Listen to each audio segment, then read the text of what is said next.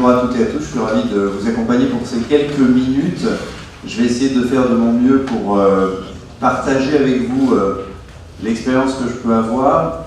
Donc j'imagine assez bien avec les étudiants en créativité et cette école et puis un certain nombre de personnes qui sont sur ce sujet-là, qu'on peut éventuellement, et en tout cas c'est l'objet sur lequel on a échangé avec Benjamin, se demander et se poser la question suivante, c'est comment finalement un comédien qui est tous les soirs sur scène, qui a un texte imposé, des partenaires, une direction de jeu, de mise en scène, un décor, peut être créatif et trouver du plaisir. Donc voilà. Et j'ai la conviction, pour l'avoir vécu encore récemment, là, qu'on peut justement trouver ce plaisir et être créatif. Et c'est de cette manière-là que j'ai essayé de répondre à cette question finalement. Comme il faut travailler pour être naturel, disait Louis Jouvet, c'est-à-dire que pour le comédien, c'est tout le travail préalable, mais aussi le travail sur scène pendant qu'il est en train de jouer.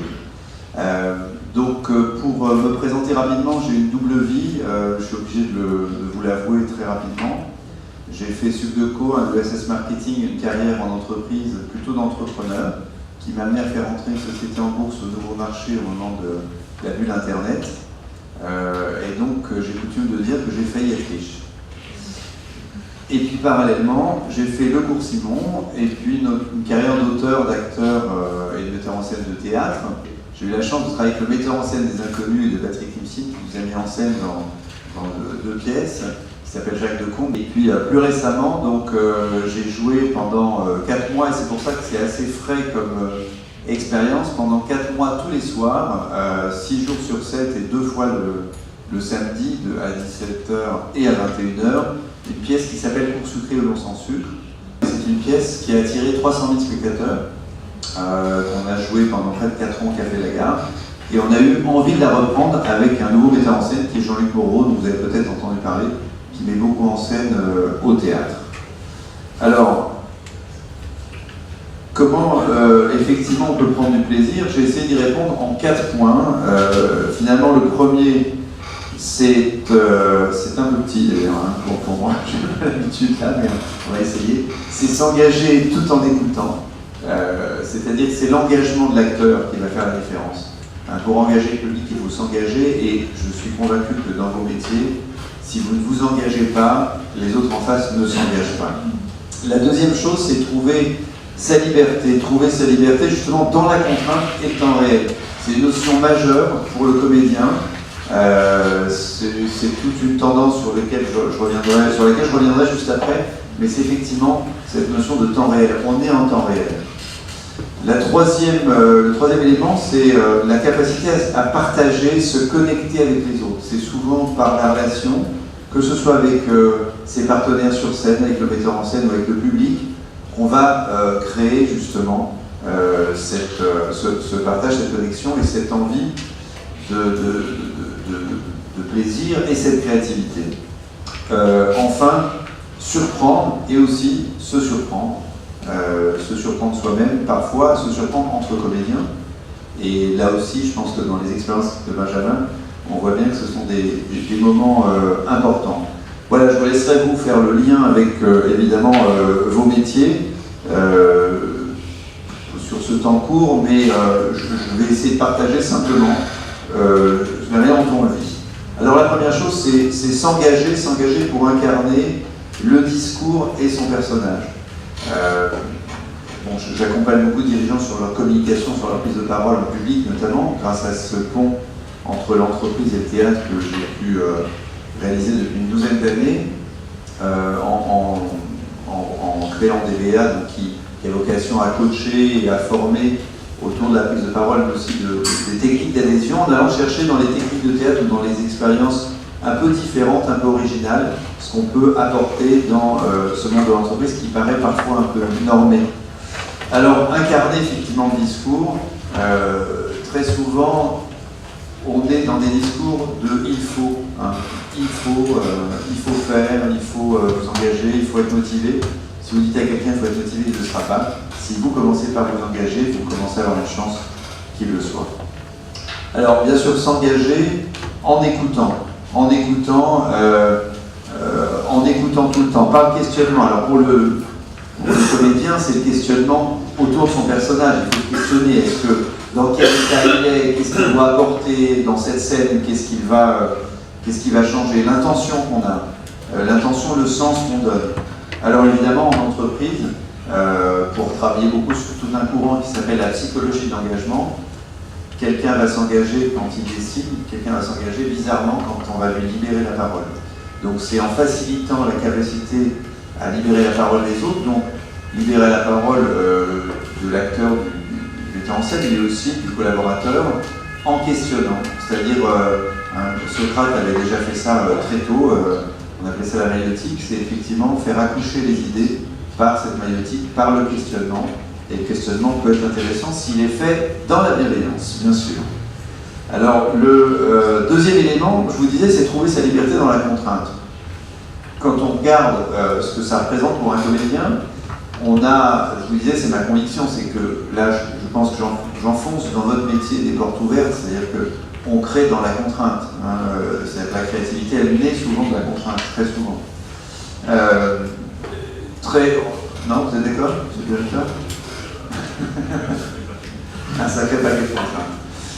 J'ai vu tout à l'heure dans les projets ce qu'il fallait effectivement imaginer. Alors, la contrainte pour le comédien, c'est bien sûr un texte imposé, une direction de jeu, un décor, etc., etc., un timing, donc tout ça est évident.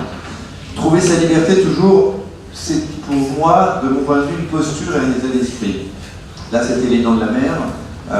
Ils ont passé un tournage extraordinaire de rire et ils se sont amusés. Il y a eu une atmosphère extraordinaire et ils ont réussi à transmettre paradoxalement la peur, la crainte. Ça a été quand même un film dans les années, je sais plus, 70 ou 80, qui avait marqué les esprits par sa puissance d'évocation et de suggestion, alors que dans la pratique, il y avait une posture qui était vraiment d'en faire comment on va dire, un vrai divertissement. Voilà, c'est un divertissement au sens premier du terme, même si c'est un divertissement qui peut faire peur. Trouver sa liberté dans le temps réel, c'est ce que je vous disais tout à l'heure. Je pense que j'ai compris récemment, en parlant avec mon psy, que je fais beaucoup de théâtre. J'ai fait du théâtre parce que c'est un des rares moments dans la vie où on est en temps réel. C'est-à-dire qu'on n'est plus dans le passé futur, on est au moment où ça se passe. Et je pense que dans la création, il doit y avoir ce type de moment, c'est-à-dire qu'effectivement, on est là, et sinon ça ne marche pas. Et aujourd'hui, il y a beaucoup de travaux qui sont faits en neurosciences, qui sont passionnants, sur justement les connexions qui se font dans le cerveau.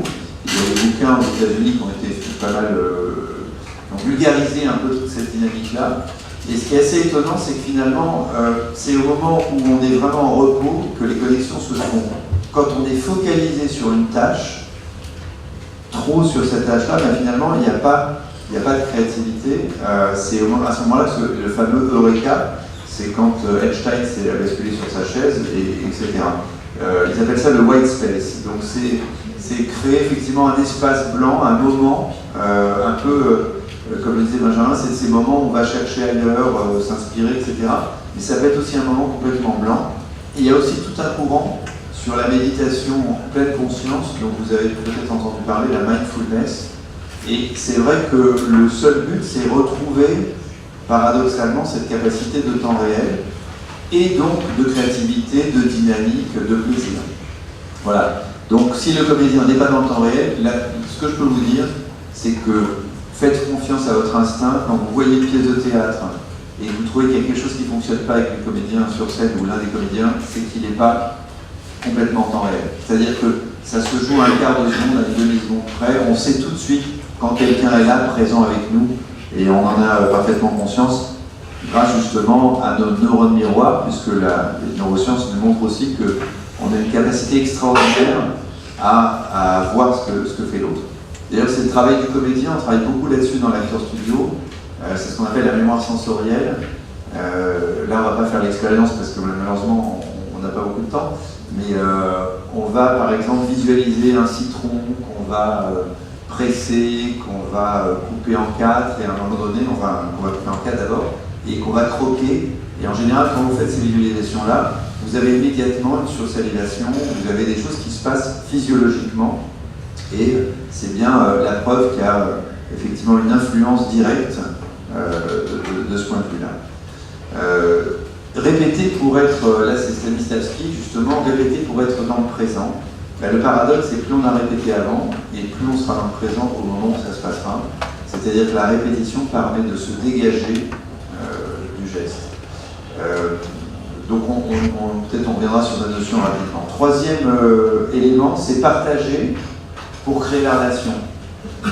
Partager pour créer la relation, ce que je vous disais tout à l'heure, c'est que finalement, on va créer la relation, alors aussi dans la vie de tous les jours, hein, si on partage, on va chercher des proximités, il va se passer quelque chose. Et on va avoir une chance peut-être de donner envie. Bah, pour le comédien, c'est pareil, il va créer la relation avec ses partenaires, avec le public, et c'est dans cet échange qu'on arrive à prendre du plaisir. Et là, en jouant 4 mois de suite, tous les soirs, 7 fois par semaine, effectivement, tous les jours, on a ce plaisir d'aller partager, écouter, d'être en temps réel et de recréer quelque chose. Alors, la qualité de répétition, je ne sais pas si j'en parle après, est importante parce qu'elle va rendre justement l'écoute et le partage possible. Il y a dans un autre domaine, Daniel Costantini, qui est un entraîneur de handball qui a emmené la France de la 20e à la première place mondiale. On les appelait les barjots à l'époque, le terme. Donc c'était les barjots, voilà, les foot. Et ben, les barjots, ils travaillaient sans relâche, ils répétaient leurs gestes en entraînement, des heures à n'en plus pouvoir. Et en fait, bizarrement, c'est parce qu'ils répétaient ce geste que le jour du match, ils étaient capables de faire par réflexe ce geste, mais peut-être d'en faire un à l'opposé, justement, complètement différent, tellement ils le maîtrisaient. Et c'est là où la créativité, c'est pour ça qu'on les appelait les barjots, parce qu'on ne savait pas, c'était absolument, on ne savait pas où ils allaient arriver. Ben, bizarrement, c'est parce qu'ils répétaient beaucoup. On pourrait se dire l'inverse, on ne répète surtout pas, parce qu'on va laisser la créativité naître. C'est la répétition, et pour le comédien, c'est majeur. Et puis, dernier élément, c'est surprendre. Avec notre ami Marcel Béliveau, surprise, disait-il. Eh bien, la surprise, elle est intéressante aussi, parce que pour trouver du plaisir dans la répétition, c'est intéressant de se surprendre. Alors, on fait des jeux entre nous parfois, je dois vous l'avouer. On glisse une petite chose dans la pièce et on va surprendre le partenaire.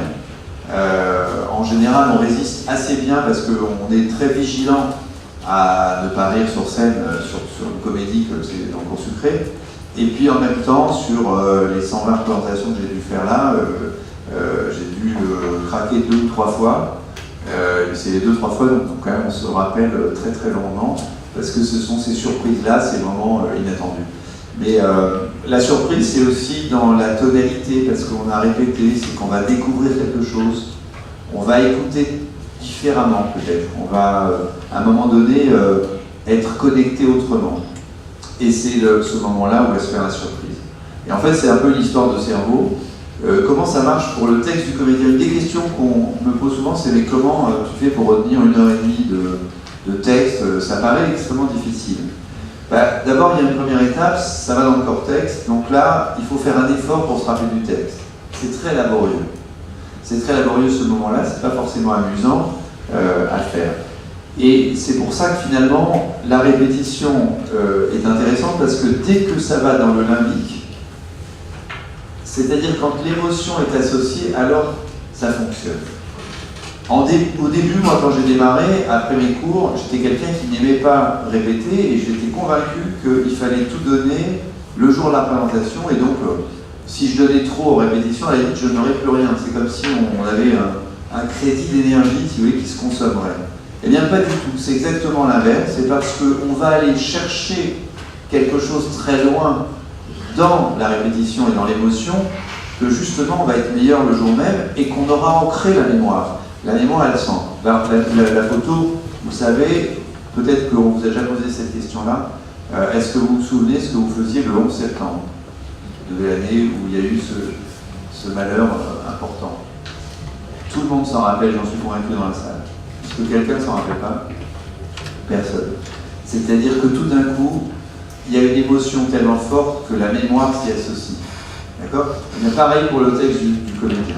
Donc là aussi, je ne sais pas si ça peut vous aider dans vos domaines, mais si vous savez créer l'émotion, au moment où vous créez, il y a peut-être des choses qui vont rester différemment. Et puis dernière chose, il y a aussi le reptilien, c'est ce que je vous disais, c'est le handball, c'est cette répétition, donc ça c'est le réflexe, donc on va créer un réflexe, donc c'est là où le fait de répéter, entre le réflexe et l'émotion, on va mémoriser, et puis de là peut-être naîtra une forme de créativité. Voilà, merci pour votre attention, et bonne journée à vous tous.